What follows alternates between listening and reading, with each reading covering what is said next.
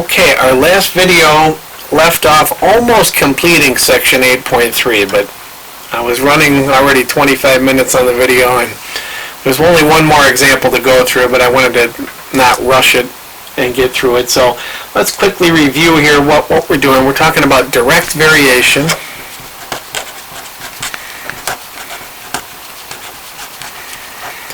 Okay, and we've been finding a proportionality constant k. Okay, and we said k equals some y over x, where y was our dependent variable,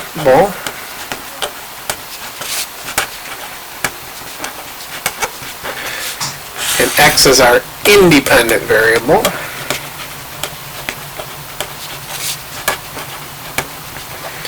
Okay, they're a fraction. Okay, gives us some value of k, and then we were using that k to go back and solve this equation of y equals kx, okay? Y and x directly vary with one another just by some constant k that we have to figure out as part of the problem, but you're going to get real used to in chapter 9, which we don't cover in this course, but if you go on to take another course talking about linear equations of two variables, you know, this is going to be a biggie here, this y equals kx.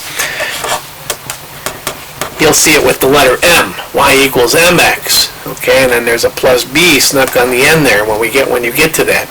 And you'll see it's similar, okay, we don't have a plus b in our problem, and we have the letter k instead of the letter m, but the principles are the same on how y and x vary with one another, okay, you trick it up a little bit with the b there, okay, but again, that's fun for outside of our class. Hopefully you'll take that in your next course. All right, but I want to get through this last example, example 6, on page 393. An architect's drawing is scaled at 0.25 inches equals 5 feet. If you know anything about blueprints, and I got a stack of blueprints in my little basement bunker here because during my day job I do engineering work, and I've got a bunch of blueprints over there. They're always to scale, okay? If you're measuring a building, obviously the building is much bigger than the piece of paper you're drawing the building on which you're drawing the building. So there's a scale. In this case, 1/4 of an inch, 0.25 inches on paper means 5 feet in real life. The actual building is 5 feet if it measures 0.25 inches on the drawing. So that's the scale, and we're being asked a question here. You know, how much if I measure 0.75 inches? How much of that? What's the length of the building if I measure 0.75 inches on the drawing, and then 1.25? Okay, so we need to understand this relationship, and that'll give us our constant k, and we can use that k then to figure out any other length. K will be the same for the whole problem. Okay, so we gotta think about this k here now. Sometimes it's not obvious which one is the independent and the dependent variable, but if we think about it, you know, if I'm saying, does the length of my actual building depend on the inches I measure on the drawing, or vice versa? You know what I mean? How long that building is depends on the scale of the drawing, okay? Because this drawing is representing the building. So if I say to you 0.25 inches equals 5 feet, the 5 feet depends on the 0.25. I can make a different drawing where it's not 0.25. It could be 0.125 or 0.5 or something else. Okay, so the length of this building depends on the scale that I've chosen here. So in this case, our 5 feet is the dependent variable, and the independent variable is that 0.25 inches. Okay, when we divide those two numbers, that will give us k. K equals 20, and it's kind of goofy units, feet per inches. Okay, this has nothing to do with converting between feet and inches. You say, wait a minute, no.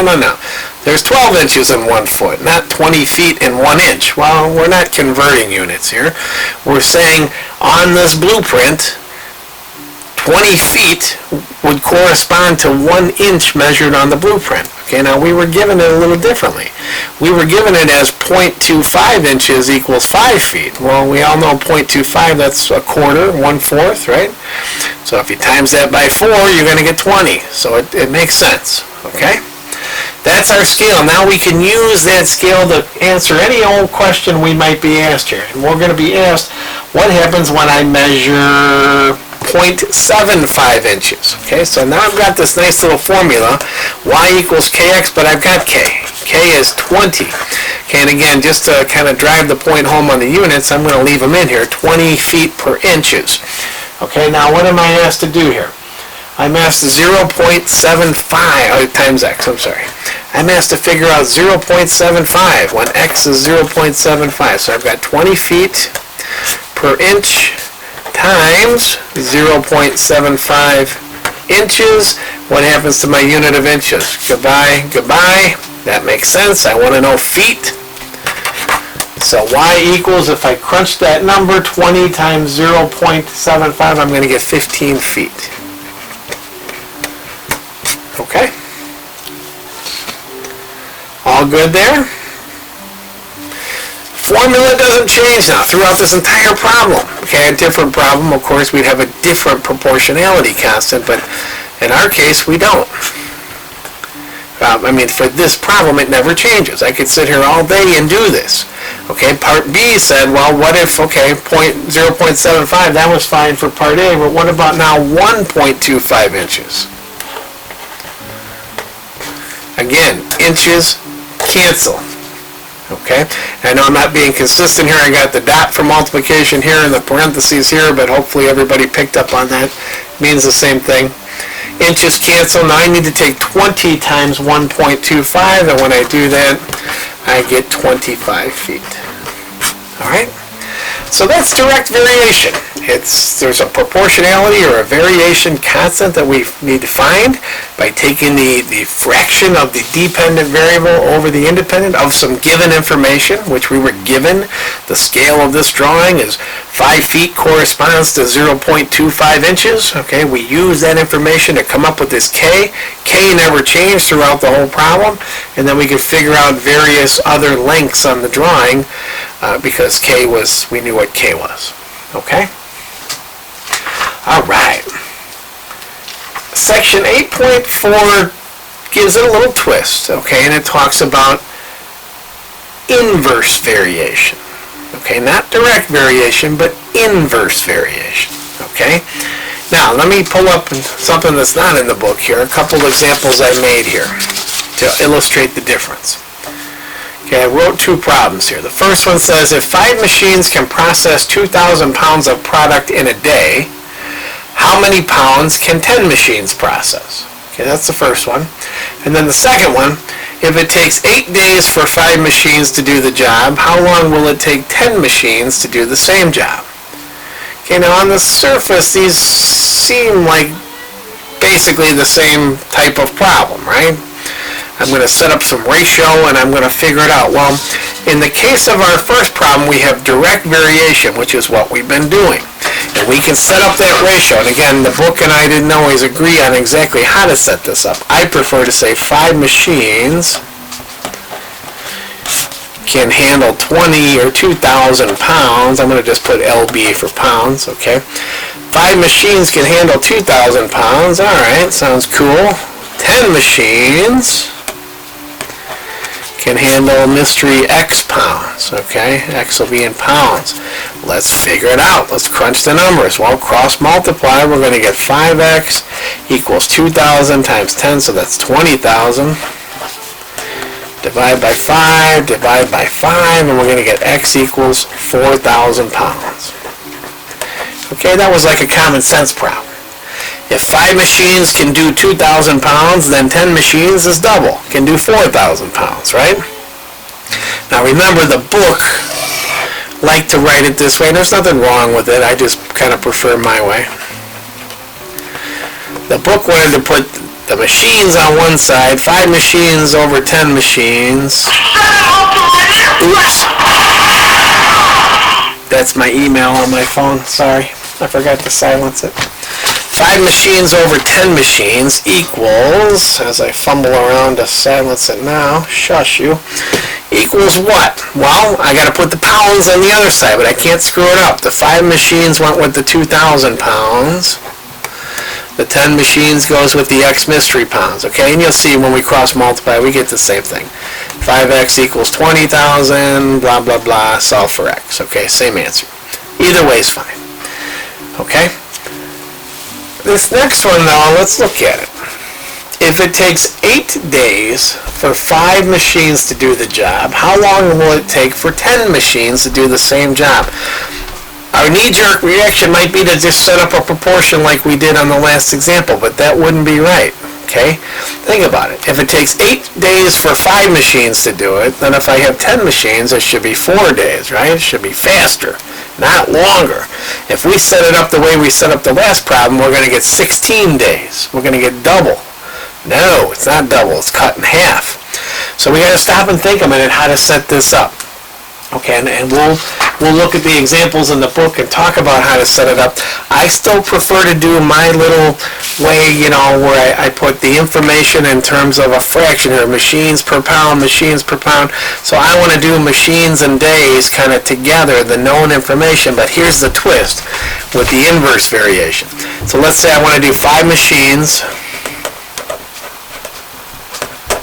Okay, now again, if this were drag variation, I would put over 8 days, right? That's what I like to do. But with inverse variation, I got to put the numerator here, but the denominator over here. So I got to put my 8 days over here. Okay, so 5 machines per 8 days. Okay, and then I can do it 10 machines. X days. Okay? Cross multiply. 10x equals 8 times 5 is 40. Divide by 10, divide by 10. I get x equals 4. Okay, and I didn't write the units all the way through, but x is in days, right?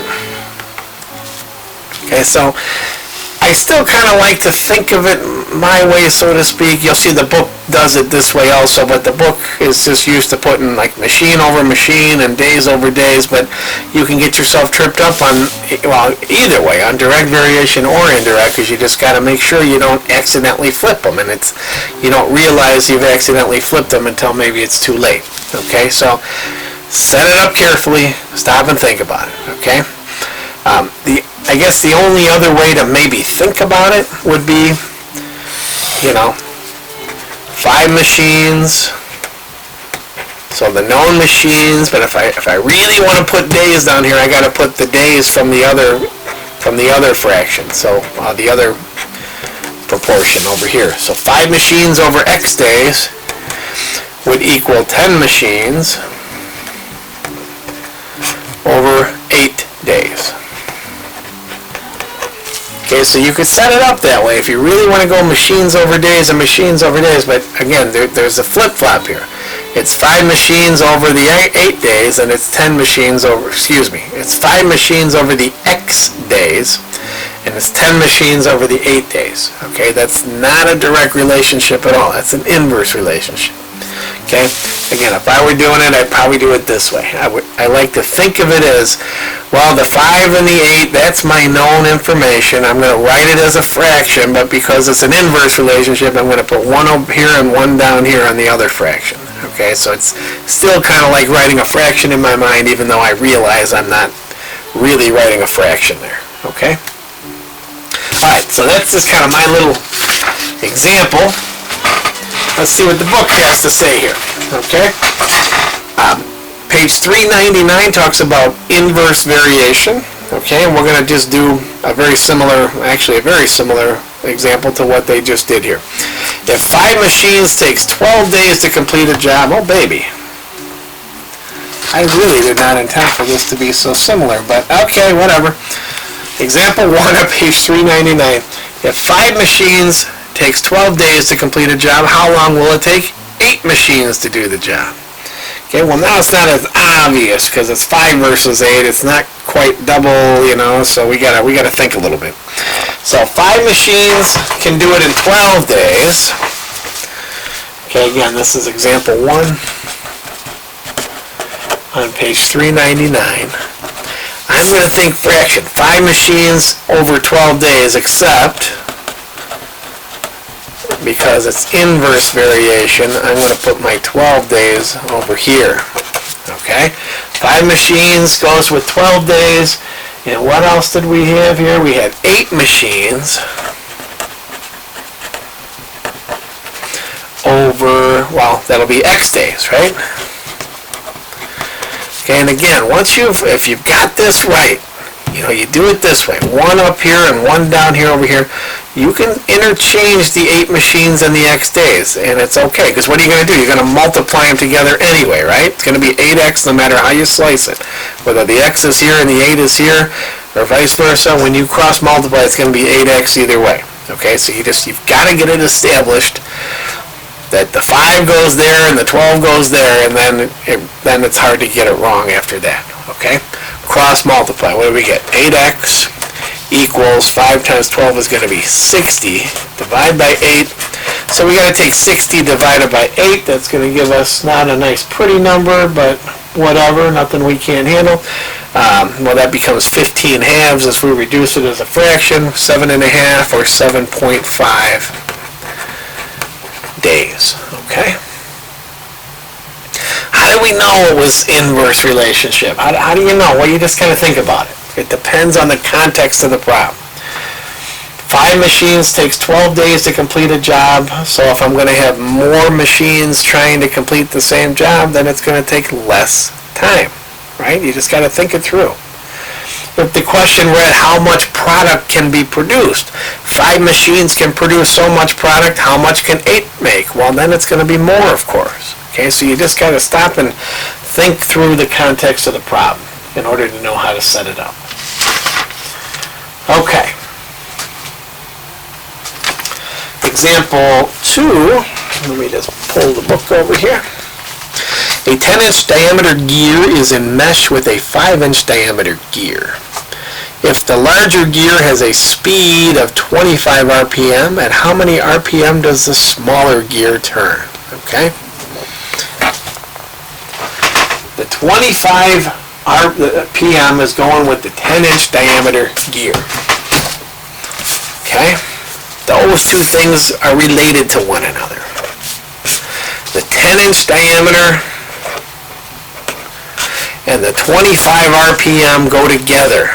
So when an inverse relationship, I'm putting them opposite each other. One is in the numerator and one's in the denominator of the other side of the equal sign. Okay? But those two things go together. 10-inch and 25 RPM go together. And what else do we have here? The other gear is 5 inches. And that's the question. How much RPM? That's our mystery. Call it X. Okay? Cross multiply, we're going to get 5x equals 250.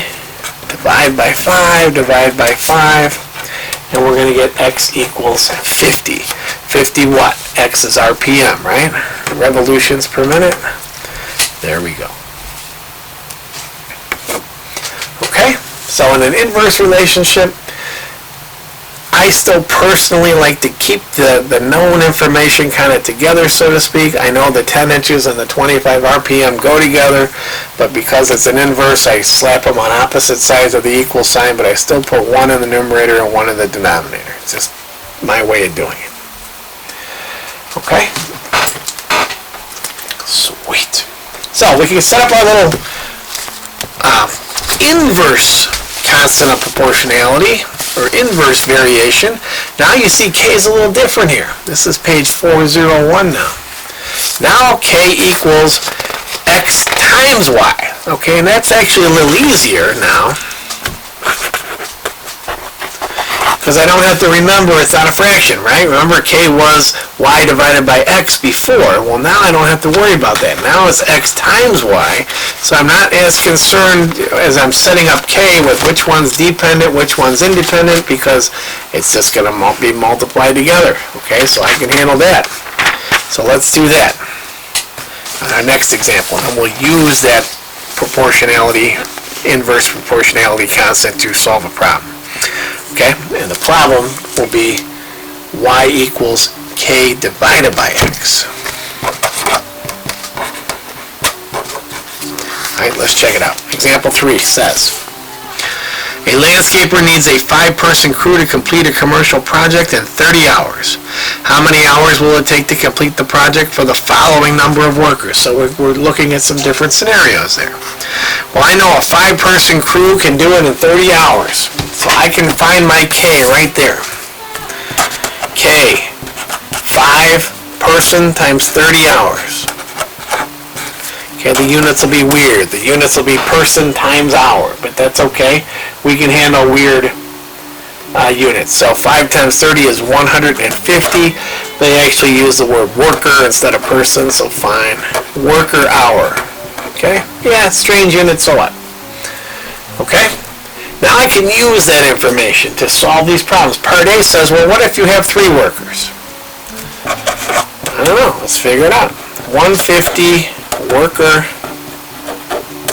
hour divided by 3 workers. What happens? The unit of worker, goodbye. Workers, worker, having the S doesn't matter, right? Same thing. Goodbye, goodbye, workers. I have to take 150 and divide it by 3, and that's going to give me some number, right? 150 divided by 3 is 50. What's the only unit left on the board there? Hours. Okay? Again, hour, same thing. Alright? So if I have a 3-person crew, it'll take me 50 hours to accomplish it. Doesn't make sense. Always give it the stupid test. What'd the problem say? Wait a minute. Let's go back. With a 5-person crew, it takes me 30 hours. So if I only have 3 people, it should take more, right? And it does, 50 hours. All right, I like it. What about 8 workers? That's the next one. If I got 8 workers, I can kick it in the you-know-what and get it done in no time, right? Let's figure out how long. Y equals, I've got that 150 worker hours. I know you can hear that singing in the background. I'm sorry. It's my daughter playing piano. I'm in my little basement bunker. 150 worker hours, and what do we say? 8 workers. Workers cancel, goodbye, goodbye, goodbye. I'm going to have nothing left but hours, and that's the question. How many hours would it take for the 8-person crew to get this done? I need to take 150 and divide it by 8. And of course, that's not a nice pretty number, but it's 18.75 hours. Okay, does that make sense? It makes sense, right? Because the 5-person crew took 30 hours. So 8-person crew is going to be less than 30 hours. So 18.75 hours. So it does make sense, okay? Okay, sweet. So that's the inverse proportionality, okay? And again, you just got to think of the context of the problem as to whether or not it's going to be a direct or an inverse relationship. If you're not explicitly told, you got to kind of think it through and figure it out, okay? Think about the task at hand and use common sense to know which way to go, okay? The rest of this section talks about joint or combined variation, where there's more than one thing cooking at the same time. So we're not going to cover that. We're just hitting the basics here in this course. So that's going to be it for this section 8.4, and that is actually it for this entire chapter. Okay. If you look ahead, we're not going to do chapter 9. That's fun for another course. The only thing left for us to do, as long as I got a minute here, let me pull it up. I had it here. The syllabus.